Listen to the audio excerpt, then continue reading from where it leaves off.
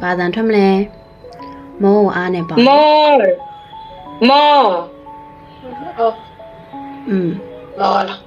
မောအားဆိုရင်မားတန်ထွက်မယ်နော်မောအားမာ more မာ ဟုတ်တယ်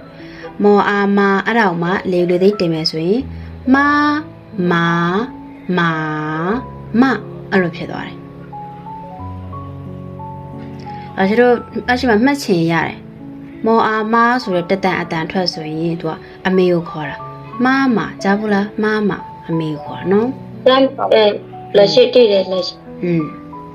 အမောအားမာဆိုရင်အဲ့ဒါကိုသုံးတာနှစ်ခါဆင့်ပြီးရေးလိုက်ပေါ့နော်မာမဆိုတဲ့အမေကိုရတယ်မမှတ်ထားတဲ့ကိစ္စမရှိဘူးနောက်ပိုင်းစကားပြောတင်ပေါင်းပါနော်အဲ့တော့ပြန်ထွက်ကြည့်အဲ့ဒါလေးကိုမောနဲ့အားနဲ့ပေါင်းတော့ဘယ်လိုအတန်ထွက်ရလဲ more မာမှန်နဲ့နောက်တစ်ယောက် မတက်တန်ပြန်ထွက်ကြည့် ဘောအာမ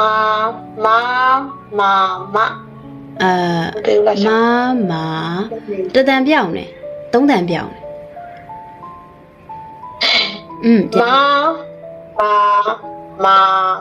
တယ်ဟုတ်တယ်အဲ့လိုမှမှန်တယ်နော်အဆင်ပြေနောက်တစ်ခုသွားမယ် CC ရောအဆင်ပြေလားsorry GG နာမည် maybe မှာခေါ်မယ် အဆင်ပြေလက်ရှိ အဲ့တော့ဆိုရင်လောရှိတို့မောကိုအော်နဲ့ပေါင်းမယ်ဘယ်လိုတန်ထွက်မလဲ